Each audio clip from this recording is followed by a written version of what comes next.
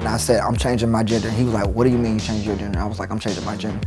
You can change your gender. And he was like, I'm doing it too.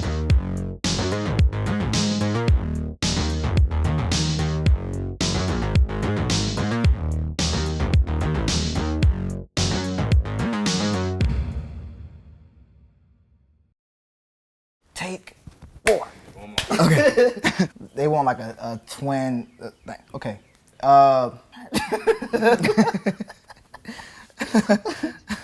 We are female to male transgender.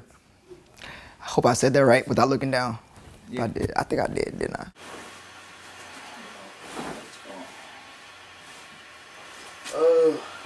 My female name was Faisha Griffin, and I wanted to keep the F in my name because I want to keep that attachment to that name so I won't forget who I once was. I'm getting in line now. Okay, all right. So I'll see you like in 10, 15 minutes? Yeah. All right. Okay. All right. I feel like Angel was a unisex name, so it's a boy and a girl's name. We had a normal childhood. I can't say it was good or bad. I think we were like 10 or 11 years old. Like we knew that we wasn't happy. We started changing back and forth the way we dressed. It wasn't even really a back and forth. We actually was wearing certain clothing. Yeah. But we still were trying to pull off, oh no, it's nothing wrong. We're all right. We're girly, this and that. When we went to high school, I tried to, force myself to dress girly, have my hair in a certain, it was really uncomfortable. I felt like I was literally trapped.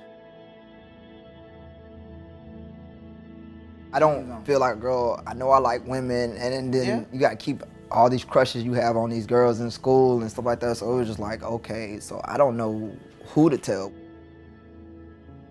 After we finally came to the decision to move forward with our transition, we talked to, I think, the first person we talked to was Mom. We told her what we finna do. She didn't even know what we were finna do. She was just like, okay, as long as you happy.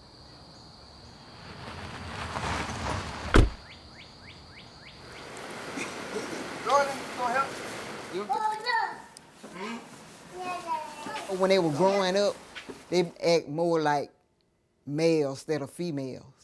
They didn't like to wear girl clothes, and they were always being tomboy type, you know what I'm saying? They played football and stuff like that. After telling her, I felt like I finally got like 10 pounds off my shoulder just by telling her. Yeah, felt good. When they first came and told me about it, it kind of hurt, but I had to accept it because that's their life, and I can't be judgmental. They still my kids. I love them regardless. So I got my surgery first. We went to the same doctor in Las Vegas. Do the rest of our procedures. Hopefully we get our bottom half done together. If not, we're gonna still be there for each other during, because I think that part is the most strenuous one. You need help walking and laying down and going to the bathroom. So hopefully we'll be able to do that around the same year. There's a lot of transgender men out there who choosing not to get the bottom half. They will actually just prefer getting their top, but for me, that's not me completing me. I feel like I need to do what I need to do. I got the top, I got my histo, so now the next step is for me to get my bottom. The discrimination that we come up against, the only thing I would say was probably the hardest thing about probably being transgender or trans male is the fact is with the whole police situation thing going on as far as targeting black men, that was something I was like, that's what I'm gonna have to deal with. Yeah. I was like, so it kind of was a nerve-wracking thing to be driving out or going out or walking. You just walk on the sidewalk, you was like, you don't know if you're gonna get pulled over by the cops, which we have. And we done been followed in the store and everything. I was like, this is what black men go through. I had boyfriends before. I just never went that far until I met one guy when I was probably like, 16 or something like that. And I just, we only dated for a short period of time. I knew I was not comfortable dating men after that. I was like, after finally being sexually active with him, it was just like, okay, this is not for me. And I broke up with him, and then maybe 3 months later, having sickness, and I was like, I thought I was pregnant. So that's when I ended up with my son, Carlos. Yeah, snatch. Bro, what? So you just gonna say it to control it? To me, I don't see him as either. I just see him as a regular parent. But if I had to see as one of them, I would most likely say father if I had to see him as a label. I was low-key about to get the game, but I didn't want to. When I was younger, I actually called him as his first name because, you know, I didn't know they were going through like the transition and all that stuff. Yeah, most of the time I would say Aisha or Asha, but now I'm pretty used to Angel or Zay. We both drive trucks. We both truck drivers. Our first love is music, so that's pretty much what we do when we're not driving. We had the desire to do music, even though we kind of felt like we didn't see it was going to be possible. Yeah.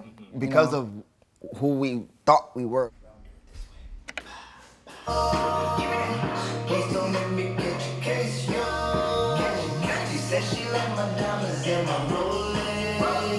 Being transgender and being somebody of color, I definitely want to knock down them stereotypes because the African American community got so much crap to say about people they do not understand. They always on attack mode. Yes, y'all don't have a friend that's transgender. Y'all don't have a relative that's transgender. A lot of artists that are now open about who they are, whether they are lesbian or queer or pansexual. Now y'all got transgenders. People in the LGBT been quiet for so long, especially when it came to entertainment. And now it is good to actually finally have transgenders. I love music. I want to do music. Why can't I do music? Who said I couldn't? I feel like if I produce a decent quality type music, I feel like I should be accepted just as much as anybody else. And I really do feel like the music industry is starting to be more open to the LGBT. Trying to be the voice as far as musically or artistically in any spectrum to finally say, hey, they're talking about love or just having fun or whatever the case may be.